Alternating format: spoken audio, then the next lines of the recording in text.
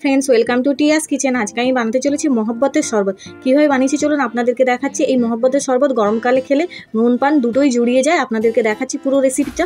আমি একটা পাত্রের মধ্যে 500 গ্রাম দুধ নিয়েছি। এবার দুধটাকে আমি কেটে ঢেলে নিচ্ছি।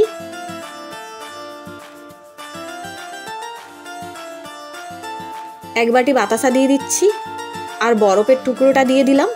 আপনারা চাইলে বাতাসার বদলে চিনিও দিতে পারেন। তরমুজটাকে আমি কেটে নেব। এইভাবে ছুরির সাহায্যে কেটে নিচ্ছি। দেখুন ভেতরটা খুব সুন্দর লাল। আমি তরমুজে পুরোটা দেবো না, এক ফালি দেবো সরু অংশটা। এবার আমি বিচাটা বের করে নিচ্ছি ছুরির সাহায্যে। যতটা পারবো আমি বিচাটা উপর থেকে বের করে নেব। আমার এই মহব্বতের শরবতের রেসিপিটা যদি ভালো লেগে থাকে আমার চ্যানেলটাকে লাইক আর সাবস্ক্রাইব করে পাশে থাকা বেল আইকনটা টিপে কমেন্ট করে দেবেন কেমন হয়েছে, আর শেয়ারও করে দেবেন। এইভাবে আমি ছুরির সাহায্যে লম্বা লম্বা করে কেটে নিচ্ছি। এবার আমি মধ্যিখান দিয়ে পিস পিস করে নেব। দেখুন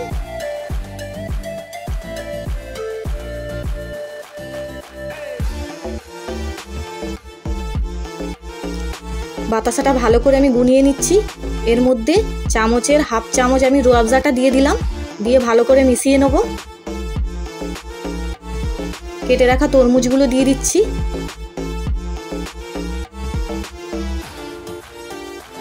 এবার ভালো করে মিশিয়ে ওপর থেকে আমি রোজের পাতাগুলো দিয়ে দিলাম। দেখুন খুব সুন্দর লাগছে আমার মহব্বতের শরবতটা। ভিডিওটা দেখার জন্য ধন্যবাদ।